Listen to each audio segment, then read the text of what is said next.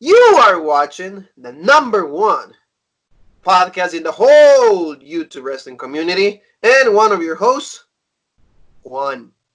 And I'm your other host, Jean-Paul Leek. And together we are Road Break. Road Break family. How's every single one of you? April 23rd, 2020. We're here. We're back to talk about NXT review. Awesome. It was a way better show than Dynamite, I will say. Just mainly because of like how many storylines we have going on. More developing on every single one of them. They're giving us a lot of hooks that we can grab, and then we can see like, hey, I'm not interested maybe in the main event scene, but I have Gargano with Candice. I have the girls still. I have Tegan Knox. I have Raquel, Dakota. I have Mia Yim against Charlotte. Good stuff, right? Yeah, exactly. Like you said, NXT, they have a lot more pieces to play with. You could say maybe than AEW. It's AEW, like we said, it seems like they're kind of just using the same people. And that's because, like you said, they filmed a bunch of shows, so you're just going to use the people that are there. Maybe that has something to do with it, but on NXT side, it seems like they have more pieces to play with, so the shows are more engaging and they keep you interested because, like you said, there's a lot more stories. There's a lot more stories to play with. There's a lot of good stuff. So before we start, of course, thank you to every single one of the people that are watching us, supporting us. Thank you from the bottom of our hearts. We absolutely love it. Special thanks to Mr. Steven Logan.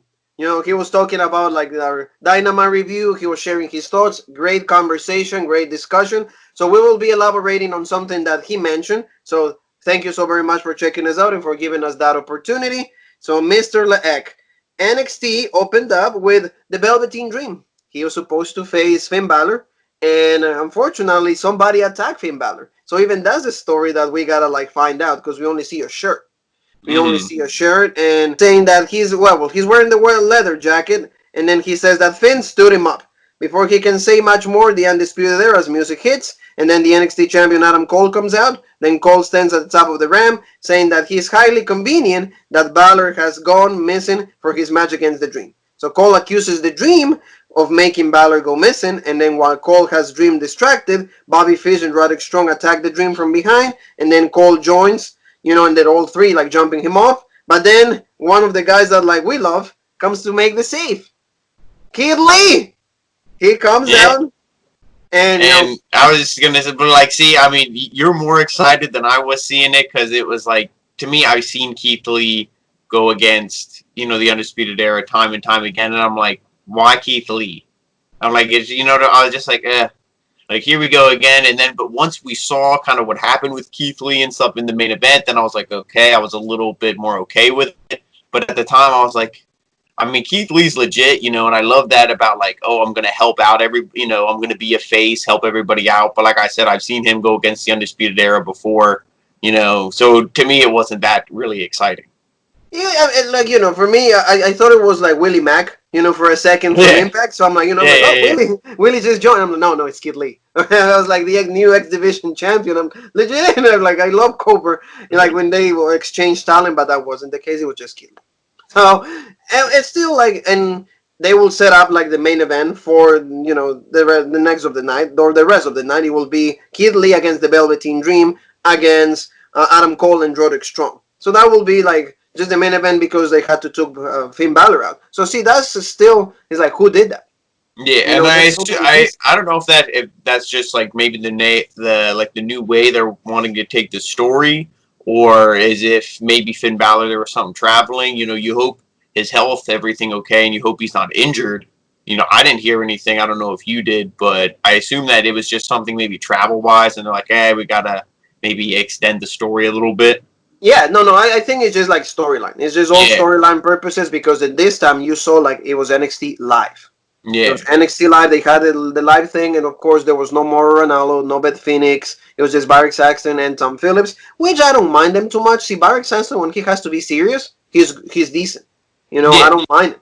But like when he goes like the Street Profits and the only thing I will say is that at the end of the show, I mean, I'll say it for the end because I guess I don't want to spoil the main event before we get there, but Yes, yes. Yeah, There you go, Jean Paul. Tom Phillips. The last thing he said, he just completely botched the line, and it was just I was laughing. Well, there you go. But like, at least we get, it was I would say like 5 minutes of like a decent like opening, because we get kind of like okay, they did the same thing WWE fashion. The opening Yeah, segment like is gonna impact or it's gonna have some kind of direction to the it's main event. gonna set up the main event. Yeah, but I mean, like you said, I mean, yeah, like I said, I was kind of like, oh, Keith Lee against Undisputed Era again.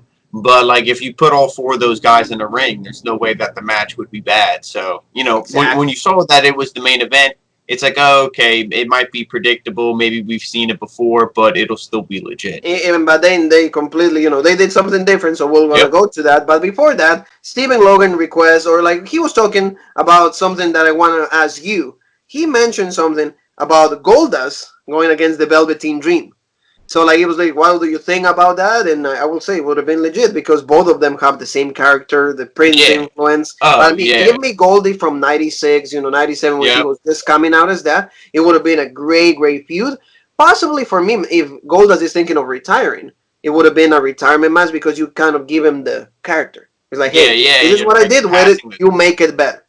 Yeah, exactly. I mean, I agree with you 100%, but it's got to be that. It can't be like this Dustin Rhodes. It can't be what he is now. It's got to be more the Gold Dust, like the really like creepy, or not creepy, but the more, like where he comes out like Flamboyant, the leather suit. Yeah, the flamboyant out there. flamboyant. Yeah, exactly. So you got to be more that gimmick, like you said, original Gold Dust. And to me, that would have been a legit feud. Could have been playing like the weird psychological games with each other and stuff. And, if it would have been a retirement, that would have been legit. And like I said, last night with Lance Archer, he's a worthy opponent to retire Dustin. But I just want there to be a story because, like I said, I feel bad for Dustin to be like, oh, you're just like a piece of, the puzzle here where it's like your retirement should be a big moment. Maybe he like would win the belt and then like, oh, he have a run and then retire to somebody, do something like that. Don't just like retire in a match, in the semifinals or something. That to me, that's like not. It's not worthy of everything that he did. Oh yeah, yeah. Like I will say, like they give him like, and like you said, give him the centerpiece, not Yeah, just be one more piece. yeah. Be the focus. And oh yeah, and Laz Archer is awesome. Oh we both yeah, love him. I think he's a powerhouse. He will do amazing things. That feud with Cody is going to be great, but it should just be between both of them and not just focus on the title. Give the exactly. title their own story, and this guy's their own story. So Jean Paul, we want to get this episode of NXT was pretty much and the theme was like the cruiserweight tournament. We had 3 matches of that. We're gonna hear from Johnny Gargano and Candice LeRae. Well, legit promo, I will say, pretty interesting. Mhm. And we're gonna start also with Shotzi Blackheart going and Tegan Knox going against Dakota Kai and Raquel Gonzalez. Tag team match. Very pretty good for what it was, I will say. But again, Yeah, like they keep doing the 50-50 booking here. yeah. This was a pretty good match, and I do agree with what you said with the 50-50 booking. But the only thing is, I feel like at this point you had to because you had Tegan Knox get the win last week. And then it's like, okay, if you would have had the tag team of Tegan Knox and Shotzi Blackheart win this week, then Dakota Kai and Raquel Gonzalez are just done. The only Yes. way that you could have had them win is if they would have resorted to like a, steel chair or something like that, a DQ. But then if it's a DQ, it's like, oh, the heels can only win by cheating and doing this. So then they, again, lose a little bit of credibility. So to me, like, you almost had to do the 50-50 booking here. And at least Tegan Knox wasn't the one who ate the pin. Because to me, as much as I love Shotzi Blackheart, and I think, she's definitely going to be a star in NXT, like Tegan Knox's time, like she's ahead in the line, you could say. Yes. Her Yes, I agree. time is going to be a lot sooner than Yes. Shotzi, so it's like you need to protect her. So she's not the one who ate the pin. So like I said, she's protected, and I think the right people won because you got to add credibility to Dakota and Raquel. And again, yeah, like you said, because it's just the 50-50 booking allows you to like give them both of them momentum when they have their final clash. Because at some Mm-hmm. point they're gonna have the final clash. It needs to happen soon, and then kind of deviate for both girls. It's like, hey, you either like pick something else or you start lobbying for a championship opportunity. That will be for me Exactly. either for Tegan or Dakota, because like they've been hot, the feud has been good, but okay, at some point it's like you got to do something else. Yep. So Let's go to the final sequences like we always do. Shotzi tags in and dives from the top rope onto Gonzalez, and Shotzi covers Gonzalez for a near fall, but Dakota Kai breaks her up. Then Knox tosses Kai out of the ring, and Gonzalez uses the distraction to hit a one-arm powerbomb, and Shotzi blocks her and covers for 1, 2, 3. Good, and Raquel is really powerful though. Yeah, She that's what is, I mean. she Yeah, she. reminds me a little bit of China, like a Yep. little bit of Beth Phoenix combined because she's like good in the ring but like extremely powerful. Hmm. That's something that like I want to like can see her being potentially like a champion at some point. Being like somebody that can win the belt and like be that one for example. That's the kind of like thing that I would like to see from Nia Jax. Like Tamina, like that. Like you just the presence because those girls, yeah, they're like you will say like they were powerful, but no presence. Yeah, While what Raquel, to the moment me, she walks to in, me, yeah, and to me again, not trying to be mean or pick on anybody here, but it's like Raquel is big, she's strong, but she's also in shape. yes, yes, Nia Jax and Tamina aren't, and that this is how I'll phrase it. They're not as in shape, so it's kind of hard for them to do the things and be good at wrestling. The only thing you can do is botch, throwing your opponent into the turnbuckle and then yes, call out Ronda Rousey for being dangerous in the ring. But hey, what do I know? But speaking of Ronda Rousey, it's her and Shayna Baszler, women like that who should be like what Raquel is on the main roster. These dominating, forces that, just plow down everyone in their path, except you make Shayna Baszler lose in her, yeah. WrestleMania match. So then that goes that. So it There would be goes the like same thing. It would be the same thing with Raquel. That's why she got the win here, and you got to like make her look strong again. absolutely the truth. So we see a package from Dream Maverick, and then he's pretty much saying that the thing that we see he said on social media, he's gonna have the chance to compete in the Cruiserweight Championship tournament. He says, "Well, I have like 3 more opportunities to pretty much prove my worth, and I'm gonna do everything." It's like you guys have your contracts, you guys have nothing to prove.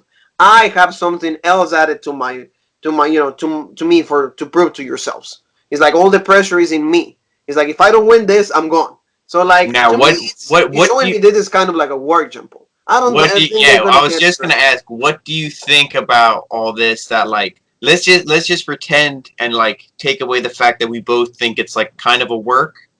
What is your opinion? Let's say if he is legit released, he has no contract after these matches, and they're like, "Hey, can we work this into the story?" Do you think that's like rotten? Let's say, like, would you be like, No, really, like, because for example, see, like okay, they're are probably you, paying. yeah? Do you think it's smart and be like, well, it's gonna get me over, so why not? 2 things on that. Like it's gonna get him over, like you said. They're probably paying him, good money on that, and they're saying, hey, if you're still in good terms, hey, let the situation, pandemic, everything, goes away. Hey, let's say, be outside of WWE for like a good like 3 months, 4 months, and then we'll bring you right back. Because like the one thing is like you used to mention this to me when we first like met. It's like you don't want to burn any bridges. So it's like if you do the favor, we'll call you right back. Mm-hmm. So like to me it's like kind of like a work because for example like how like they showed like his video like pretty much crying and everything. To me it's like okay this seems like more of a work because when it's serious WWE doesn't even acknowledge those things. So to me it's all what is like a work that they put it into the storyline just to make it more dramatic. Just to Yeah, hey, this guy has a chip on his shoulder. He has to prove himself because if not he gets the kids done. He's yeah, like he's like his retirement match every single match. yeah. And I mean, I agree with you 100%. Like you said, did like as soon as they showed that, I was immediately like, okay, you're like you said, you're not going to show this because that was essentially a video saying he's done. He's like WWE released me, and it's like why would they release him? This is a company who doesn't even say coronavirus by name. So Yes. why it's like why are they releasing people? You know what? So it's like oh, so he's like now bringing in real world to WWE, and they have a bubble around protecting themselves from the real world. Yes. So you would think why would he be mentioning this? And I immediately was like okay. And then all throughout the show, because obviously the show was last night. You guys should have saw he lost in his match. They Yeah. kept focusing on him, like, oh, we feel bad for him. His opponent even said when he was interviewed, he's like, I was pulling for you, but I I was had to do. rooting for you. Yeah. Yeah, he's Yes, like, that's but the I thing. had to do what I had to do. And they keep focusing on him, and that's why, like, to me, I could totally see him Maybe he doesn't win the whole shebang against Jordan Devlin, but I could totally see him winning this thing. I could totally see them working this tournament around him, being like, hey, man, you did that 24/7 bullshit for how long? You pissed your pants, with the big show. Hey, if this is what we can do for you, you know what I mean? But then why would you fire him and then do this? Hey, I don't know. It's to me is a work, especially I will tell you another thing, Jean Paul. When he's like saying that video, right? He has the WWE shirt on. You think that you will be released. Oh yeah, I want to get a shirt that like says from my previous employment. You probably want to go and burn that down. That's why, and speaking on that, Zack Ryder. Now he might be keeping one of everything. Yeah. But he was selling a bunch of ring gear, a bunch of T-shirts. He has new logos, new stuff, and he's just, you would think, oh, let me keep this like pants that I had from WrestleMania, whatever. It's gone. There you go. Done. So for him, at least it's a closed chapter in his career. So that's what like with him, it's like to be wearing the T-shirt. Yeah, that's what I mean. So let's talk about Jake Atlas and Drake Maverick. Good match. See, Maverick is not a bad wrestler. I will say he's not able to do great moves. Oh my gosh, like he's gonna blow me away every time that like he wrestles. But he did something good. You could see the effort. He was trying to win the match. He was trying he did a elbow. He did a drop kick. He kept going for the Tequila Sunrise or the Panama Sunrise. No, the Tequila Sunrise. So it was a good match. I would say. I think his moveset is good. He is a little shorter. So maybe that kind of hinders things, especially when he's with his opponents a little bit taller. It's like, But to me, I mean, the guy can go. He can wrestle. If you put him in matches with guys like, Jack Gallagher, who we saw, Leo Rush, who, is also released, which to me blows my mind, as talented as he was. Rey Mysterio, obviously shorter guys like that. I think he could work better with. But, I mean, you saw, like you said, this match, it was just filled with his emotion. It was like, do or die. Yeah, pretty much. Yeah, and in the end, unfortunately, Jake Atlas gets the win. We're gonna go to some of the spots. Maverick goes for a hurricane on Atlas, but then Atlas rocks it, sending Maverick to the mat, and then Atlas hits like a beautiful cartwheel on the top rope, going to like a DDT. Beautiful move. I really enjoyed the execution of it. 1, 2, 3. Jake Atlas gets the win. He's a good wrestler too. He's doing the transition for being he said he will be. He did a little bit of gymnastics. He said that he was doing the transition from that, and you can see it. You can really see how especially he executes the moves. Yeah, I was not I mean, obviously they showed the replay, but when he did that cartwheel DDT off the rope, it was like, when you see it the first time, you're almost like, what just happened? Yes. Doing the cartwheel, I thought he was going to do something with his legs, like a Hurricane Rana or something, and then he just swung it right into a DDT, and you're like, it's such a legit finisher. So, good move. Good move. Exactly. And he's a good wrestler, good cruiserweight. And I think he needed to get the win because it's his debut, and also it keeps telling that story. It's going to add, and especially what he said after that is like you said, it's like, I'm rooting for you, I feel bad, but then he goes to the camera and Stoken is like, I'm going to win the Cruiserweight Championship. It's going to be me. It's like one to go. It's like one is done, then 2 more to go, and then the final and all of that. So good stuff on Jake Atlas. And now we're going to go to a video package from Damian Priest. He's talking about Keith Lee and everything. He said that he's limitless, but you've been picking your opponents. It's like you pick Cameron Grimes. Why? Because he's going to win. And then you pick Dijakovic. Why you did that? Because you're going to beat him. And it's the triple threat. It's you didn't pick that. It was William Regal. So, what's going on? He's like, what happened in that triple threat? You pounced me out of the ring, and then you pinned Dijakovic because you can't beat me. To me, this was such a legit promo by Damian Priest. Yeah, and he says, it's you want to be limitless? Well, I'm going to give you a moment to be limitless. It's when I beat you and I become the North American Championship, and I'm going to live forever because I'm Damian Priest. The voice that this has, his voice is just so commanding. And I believe everything he says. And I'm going to break WWE protocol, so if Vince McMahon sends the SWAT team after me and you don't hear from me, you know what happened. This promo he cut, his attitude, the way he spoke. This is what I want, everyone else wants Roman Reigns to turn heel and become. Couldn't you see a heel Roman Reigns cutting this exact same promo? I would like that, yeah. Where he's like, yeah, you think you're good, you think you're all that, who are you? You're not me, you're not Roman Reigns, but be heel about it. Yeah. don't be like that. Like if he would have cut that promo or like on the Undertaker or Seth Rollins or whoever, somebody would have added a lot more to his character. And that's to me, that's all I was thinking. I was like, if you want to make Roman over, you got to turn him heel and have him cut this kind of promo because this kind of energy.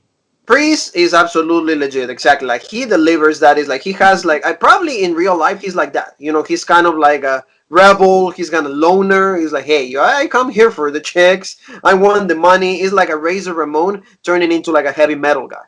He's like I'm Razor Ramon, but I love heavy metal. That's all it is. So great stuff from Damian Priest. Big fan of the guy. So now, Jean Paul, another match from the Cruiserweight Tournament. Your boy, back from the future, Kushida, going against the premier athlete, Tony Nese. Good match.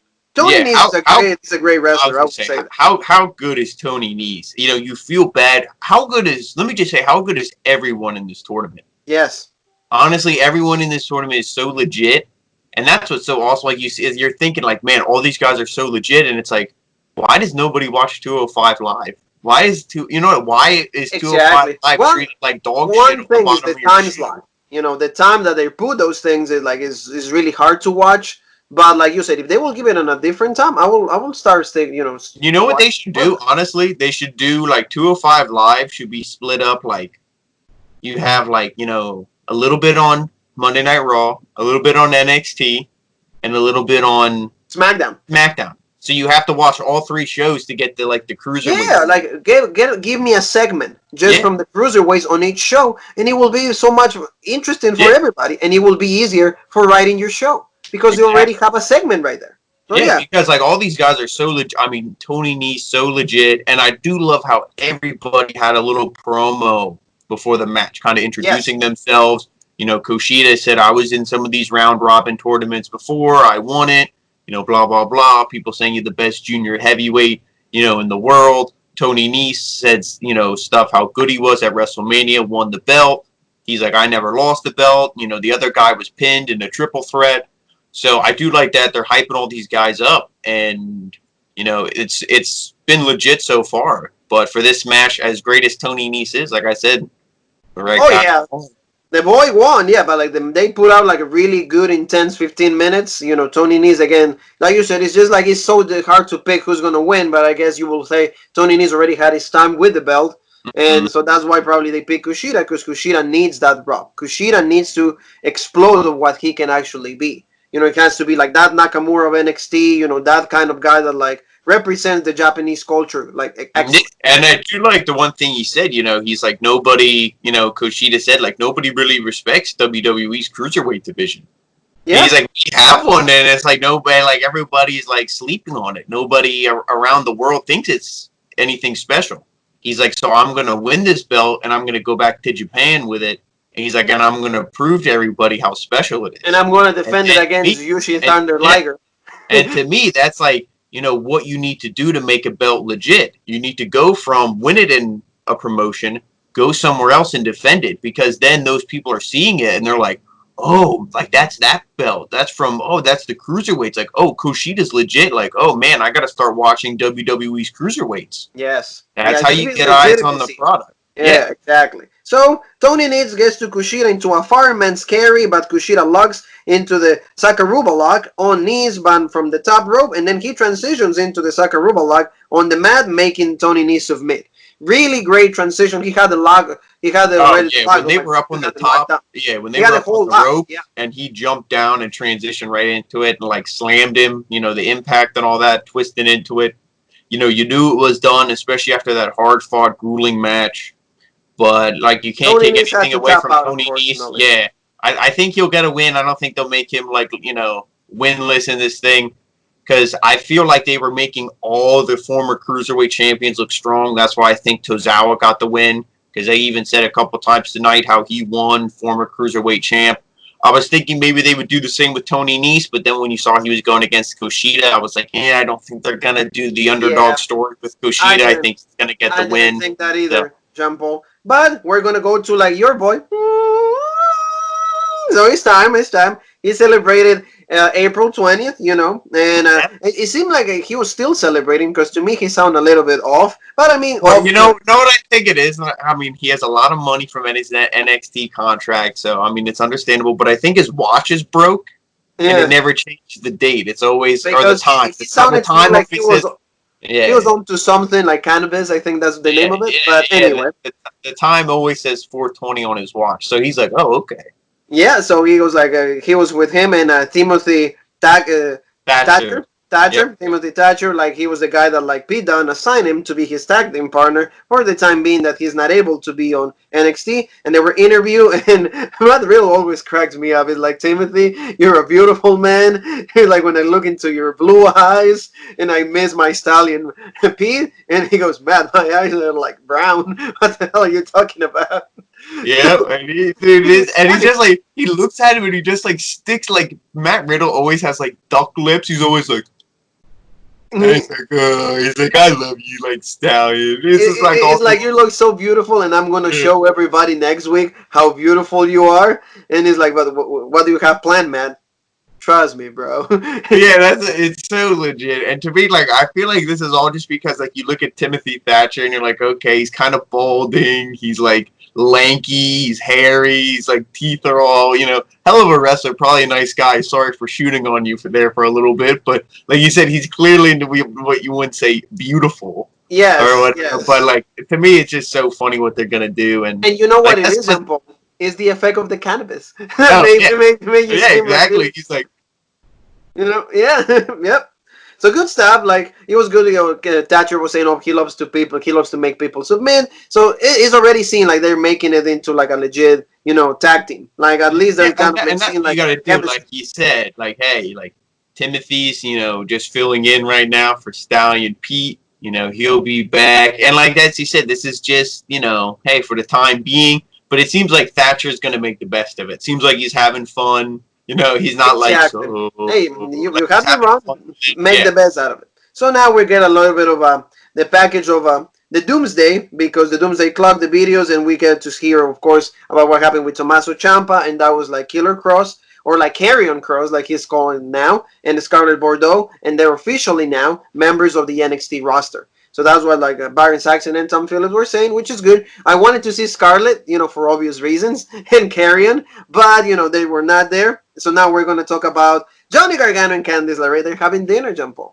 Dinner mm-hmm. at 10 o'clock, okay, or 10:30. Maybe not so good for an athlete, but it sounds all right. So we get to see like they're talking. Johnny's talking about how his fairy tale came true when he married Candice, and then he became the first Triple Crown person on NXT, and he is the heart and soul of the brand. So Gargano and Candice, like they revel in his history over Ciampa. Then Gargano says that being a good person was never leading him into any success, and his kindness was taken advantage of. Being like, hey, Johnny, you want to sign this? No problem. You want to do this for me? No problem. It's like, Oh all yeah, right. I loved when he was going into that. It's like, hey, can you go to this public event? Can you go to this meet and greet? Can you go and do all this public No relations? problem. Can you sign all these autographs? And while you're doing all that, Tommaso Ciampa is getting cheered. He's the one who's winning NXT Gold. So like you He's said, being yeah, handed everything, and when yeah, he's not doing any of that, and then we see Candice like he has her hair dyed, and also like her lipstick is different, is more darker, so she looks beautiful. I will say she's a beautiful woman, but that edge for me always makes the girl look even better. And she's like sitting down and she's like and start to enjoy the meal. But before that, she says that like she's also was unappreciated and she sacrificed everything for the rest of the women. She's saying, hey, everybody that needs my help, and you see Tegan Knox, you see Dakota Kai, you see all of them. It's like every yeah. time She was I like, have something, they put me always. I always sat at the table and I ate, after everybody else. That's pretty yeah, much. she's like, I was sick of being the big sister. Everybody came, say, give me advice, tell me what to do, help me out. And then, like, she's here helping everyone out, and then everyone else Yep. jumps ahead, and she's like, well, when is it my turn? I'm Yep. sick of waiting and helping everyone else get ahead. Exactly. And then they said, they let everybody else walk all over them. So Gargano proposes. He says, how about you and me become like the most dominant couple in NXT history and the first married couple to win the NXT Women's Championship and the NXT Championship. So like they're like, okay, yeah, you deserve it, and It's, he's like, oh, you deserve it too, and he's like, well, who do I trust? I trust you, Candice, and Candice goes, well, who do I trust? You. So, and the one thing like you were just mentioning to me, like every time that they went heel, they will turn to black and white. Every time that they will do those transitions, it was like all color, all nice, the music, a piano playing, like my father will be doing, like I can hear it from here. So like it was like a piano player, and then you will transition to like the black and white, yep. and then it's like okay, they're all full heel. So great promo. What do you think Oh of it? yeah, I definitely liked it. To me the whole thing was legit. I loved it. They had the cup that was like on the table from when she kicked him. That was That legit. was really She cool kind too. of Yeah. like rubbed that in Ciampa's face, like, "Hey, remember this? This is why you lost, asshole." So like to me that was really cool. But like you said, I agree with everything they said. To me, it reminded me when it was like, "Oh, let's be this power couple. Let's control everything." It made me think of Triple H and Stephanie. Yes. And Yes. I And was like, yeah, that. that's it. I was like, Yeah. that's legit. So I mean, I like it. I'm waiting to see what they go. I thought we were gonna get, Killer Cross or Killy or whatever the heck his name is. What is it now? Carry on cross. Carry on cross. Carrion. Yeah. So Yeah. we're gonna get him and Scarlett. I thought we were gonna get them versus Johnny and Candice, but it seems like that's gonna be against Ciampa. So it's interesting to see where they go from here, the Oh two of yeah. them. But I do like the heel turn for both of them because, Oh, like I said, absolutely. some people were upset about it, but it's like, what is Candice going to stay babyface while her husband stays heel? No, turn them both heel because Exactly. clearly she has a story to back up her heel turn. Oh yeah, absolutely.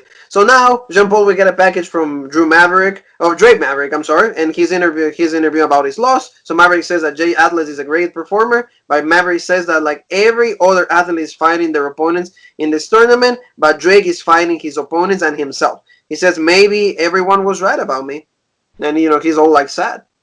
So like Yeah, again, that's you why have, I you have said, a like, pad to right. me, You have something going. You to have me, something. there's no way, like, unless this guy just hates himself and is just willing to do whatever. There's no way that you put yourself in this storyline and it's so like sad and all this stuff if you're not gonna turn it around at the end and have him win the whole damn thing. If he Exactly. goes through it and it's all this depressing and this sad, and then he goes 0-3 and loses and is done, then it's like it's just like sad. It's just like you watch like watch a dog die. It's like who wants to see that? You know Yes. what I mean? Just like, hey, just have this guy win one or two, look decent. Oh, okay, thank you, but don't make the story so like sad and like almost pathetic. Not like pathetic, but it's like he's just like so depressed. It is. It's just to add more dramatism. I will say, Yeah. is to make it more dramatic, is to make it more emotional. I feel that's what they're trying to do, and he will win. He will definitely. It's kind of like the thing with Kirk Hawkins. They made it. They drowned it so deep in the ground. But when he won the tag team belts, it looked like legit. It was the best moment ever. So they have that a bit. That kind of storytelling. It's like they drag you in the mud where you're not even able to pull yourself out until they do it, and boom, you're Yep. legit. So Mia Yim, Jean Paul against Jesse Camia. It was just a match to like get Mia Yim a rub. Like Jesse Camia, she did a good job. I would say like very athletic. Like she put a little bit of offense on Mia, but in the Yeah, end, and Mia gets the win. she's from Evolve, who WWE works with. They Yeah. send like NXT talent down there a couple times and stuff. So she's a woman who I would say keep an eye out for. Maybe at some point she'll be on NXT, kind of maybe when they call more women up. When things go back to normal, roster spaces open back up. So, but yeah, she had a decent showing. But like you said, the main story here was getting Mia Yim a victory. Yep, because she quickly put the ST. She went for the STO, and then she did like the protect your neck on Camia, and that was all it is. And the 1, 2, 3, Mia against the win. She's all excited, and then Charlotte Flair comes out, and then she's saying, "Hey, I request to have a match with you because like I respect you so much. You helped me out. You actually were my first match. So like my career, I owe my career to you. So like in all my respects, I want a match with you." And Mia is saying, "Well, yeah, like I'm so happy that you're turning to the queen right now, and I became my own thing." And it's like it will be a legit match. And Charlotte is like, "Yeah, I'm gonna teach you a lesson." He's like, "Oh yeah, I'm gonna beat you. It's gonna be easy." So and then Mia, She was like, oh, like I'm legit, and she's like, maybe I can, kind of make you legit as well. Like maybe I can give you like a moment, give you a rub, and she was like, because it right? was all like legit. They were all like really faced with each other until the end. Charlotte's like, yeah, like maybe I'll make you somebody. Charlotte's like, I'm the queen. Maybe I'll make you somebody as well, or something like that. And it's like, what?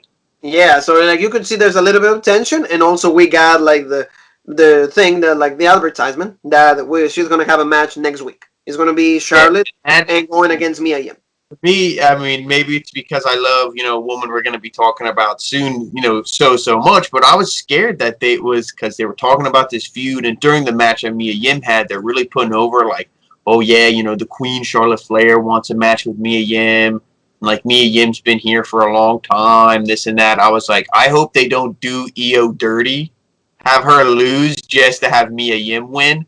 But then when I saw that this match was next week, I was like, sorry Mia Yim, but It's Io's time. thank you. And Yeah. I talking was like, about Io, let's talk about Io because she got a really nice video package. Like she's like outside of somewhere you can see the darkness, but some little bit of lighting. Very good. And she's talking about mostly Japanese, but she's saying that she's been waiting to have this match with Charlotte because like she's gonna show her what she's about. And then you send me that line that when I look her in the eyes is like, what was yeah, that? yeah. Well, she's like, I'm gonna show Charlotte, how good I am. I want to have this match with her. And she's like, when I step in, something like when I step in the ring, She's and gonna she like, look, wanna look and she's into like, your yeah, eyes. and Yeah, she's like, she looks me in the eyes, and like she'll see how good I really am.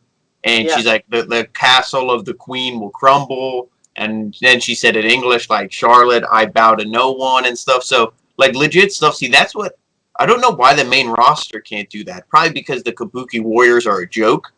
But Mhm. just have them cut a promo and just boom, put subtitles. Yeah, that's what they see. Like NXT did it. So Yeah, like I this mean, government. it wasn't a live interview. I know that's a little bit harder to put subtitles for a live interview, but then maybe just don't do them as much. Maybe just do these where you Yeah, can put subtitles. yeah, because then you make the wrestler look great. And see, like Yeah, Io Shirai to me is, and if I know for you, is like she's fantastic. So like kind of this kind of promo, she said, "I won't bow down to no one. Neither I will bow down to the queen."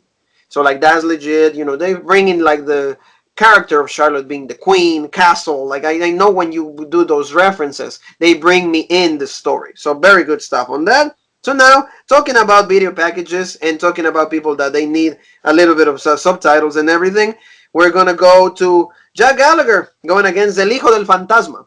He's debuted another match for the Cruiserweight tournament. I will say good match. I was rooting a little bit more for Jack Gallagher just because of the character development that he did. You know, he looks completely different from what it used to look like 2, 3 years ago. And I was rooting for that, but I knew Hijo del Fantasma debuted, he was going to get the win. What are your yeah, thoughts and on I like mean, this match? I agree with that, but I still wanted Phantasmo to win just because I'm a fan of luchadors and I like I like when somebody wins in their debut, Wardlow, Mm-hmm. but it's one of those things where it's like Jack Gallagher to me like the whole heel turn, and I love the line when he said I'm still a gentleman in real life, but when the shirt gets unbuttoned and you see the tattoo of the warship, it's time to go to war. So legit stuff. Like I said, all these video packages they did before the matches were so legit. The match was good as well, and I think Gallagher will get some wins here. I don't think he'll be a guy who it's like, hey, do you want a job for us again in this tournament? He looked good. He looked strong.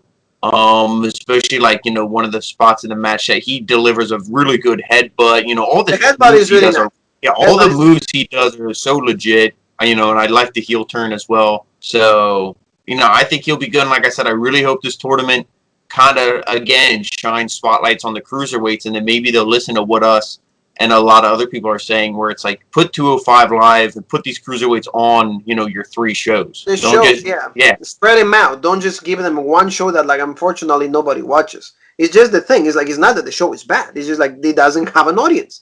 And Or if it do doesn't have what an audience, then it yeah, gets or maybe do what like AEW Dark NWA Power is doing. Just put it all on YouTube, make it free, but make it legit. oh yeah, yeah. I will appreciate that. Hijo del Fantasma to me, he had a good showing.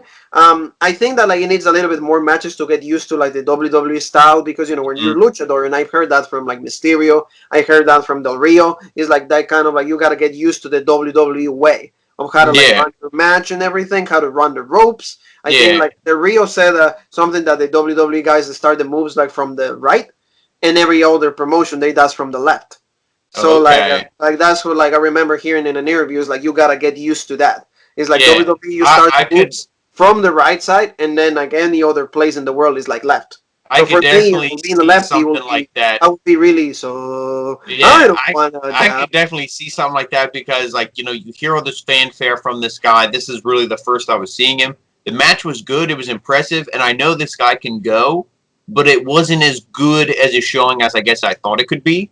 But I Yes. think, like you said, I feel like once he has 3, 4 matches, then he'll be like, okay, now I'm legit. Yeah, I And learned then, how to like yeah, run this. Yeah, yep, it's just and adapt. then he'll give us a 5 star fight. Exactly. But So Gallagher runs on Phantasma in the corner, but Phantasma evades and catches Gallagher into the fireman scary. Then Gallagher goes for the mask. He was trying to unmask him already, but Phantasma knees Gallagher in the face, forcing him to let go, and then Gallagher does, and Phantasma hits the Samoan driver on Gallagher, covering for the 1, 2, 3.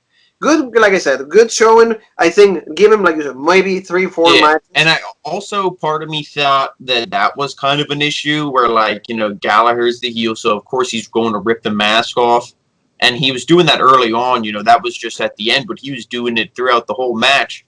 And I feel like Phantasma was having to readjust the mask or like, oh no, don't pull it off. Play around with that.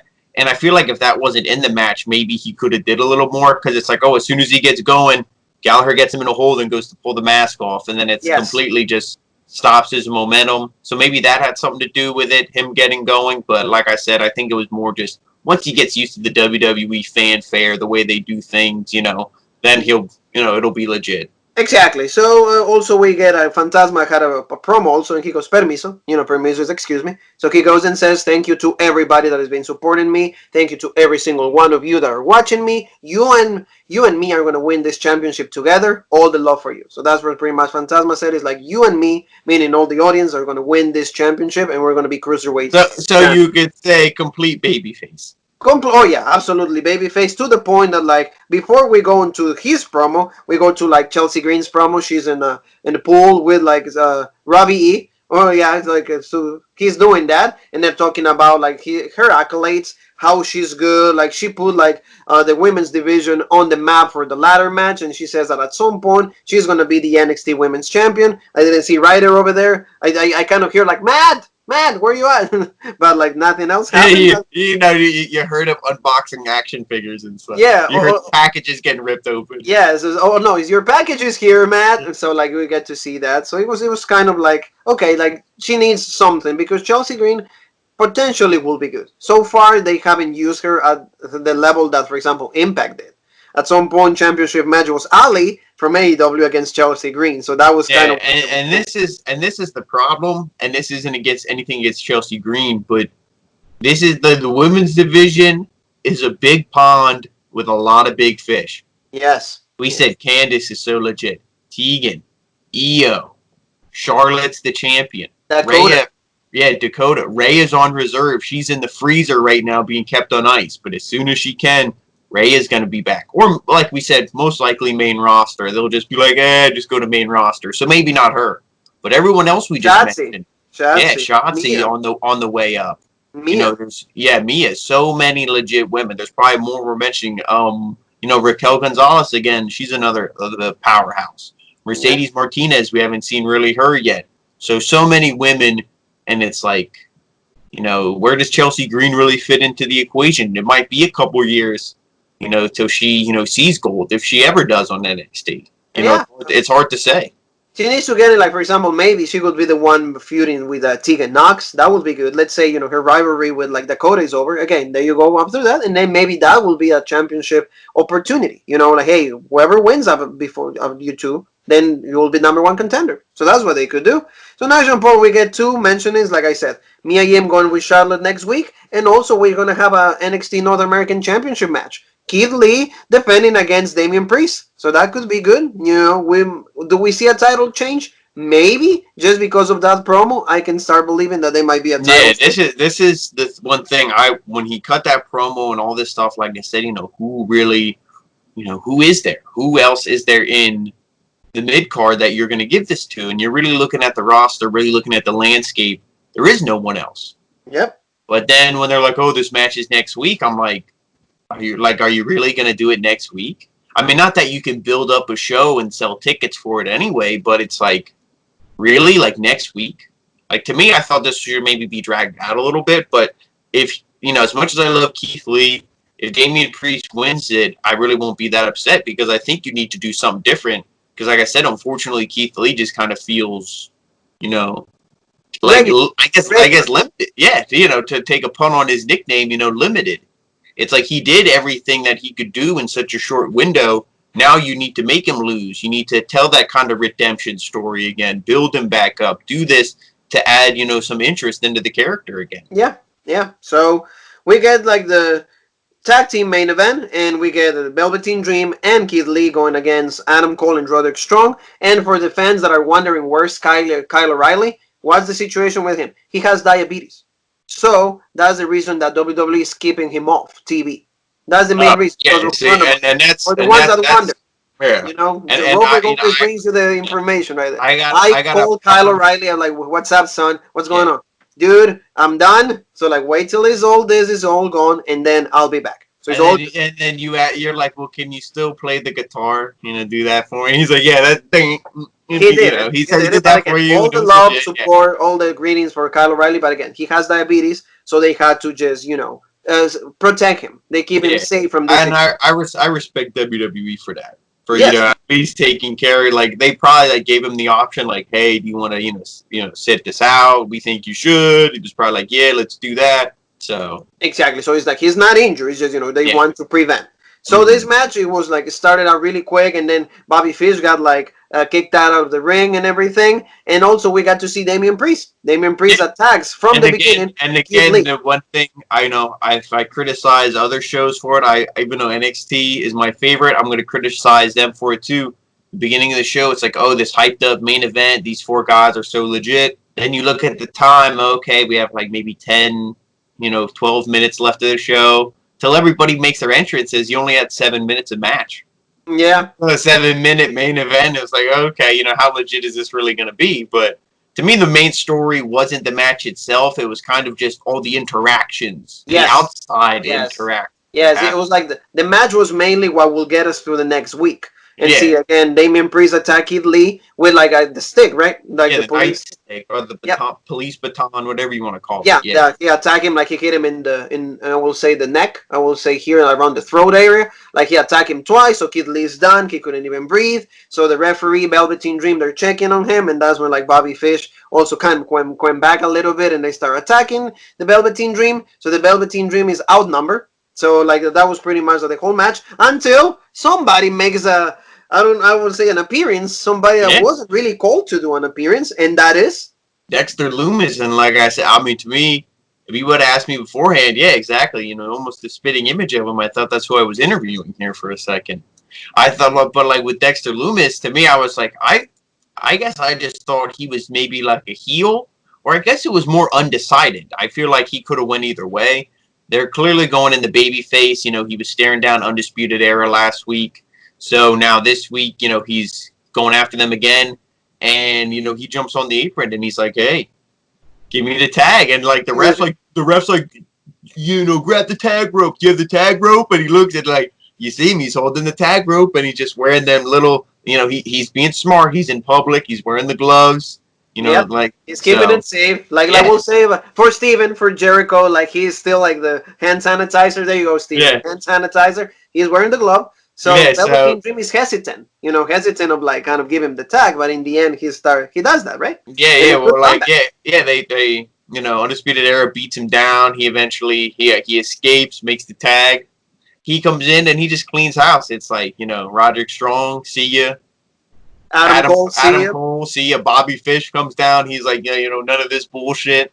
And then he didn't even leave a crossbody onto them. Yeah. He takes him out, and then he did that side slam, whatever you want to call it, on Adam Cole. He did the side. Go ahead. Yeah, I was gonna say he tags in Velveteen Dream. He hits the Rainmaker, and to me, if this was a match at TakeOver, it would have taken about maybe 5 of those sidewalk slams or whatever you want to call it, and 7 purple Rainmakers to put away Adam Cole. But here on NXT TV, man, he just sold it. 1, 2, 3. He pins the champ, and to me, also that the fact that he pinned him almost 100% guarantees in my mind that he's not going to beat Adam Cole. Okay, yeah. See, that's a good call. I don't see him. I don't know. Like I said, maybe I'm sure a lot of people are like, no, Jean Paul, don't be bullshit. We want Velveteen Dream to win. You know, you and I, and I'm not even taking this into consideration, you and I aren't as hot on Velveteen Dream as a lot of other people are, but I don't know. I just don't. To me, I would have rather seen him versus Finn Balor, and then see what you would have Well, done with that. when it comes to all of this, then yeah, I will say it's hard to tell for now, but like you have a lot of elements to play with on this storyline. It's like, well, the Velveteen Dream pin Adam Cole, so that means that maybe it will guarantee a possibility for the championship. That Mm. you've been talking about this for like already a month. So yes, there's a possibility there. Who attacked Finn Balor? That's another situation you gotta add to this. Because potentially Finn Balor could have been the one added and make it a triple threat. And see, now if I was booking this and I wanted to make What about Dexter Loomis? What if I about wanted to make him so legit, it would be the same thing. You would have Adam Cole, maybe do like, hey, they're gonna talk to each other. He calls him out in the ring. Adam Cole's there with, the Undisputed Era.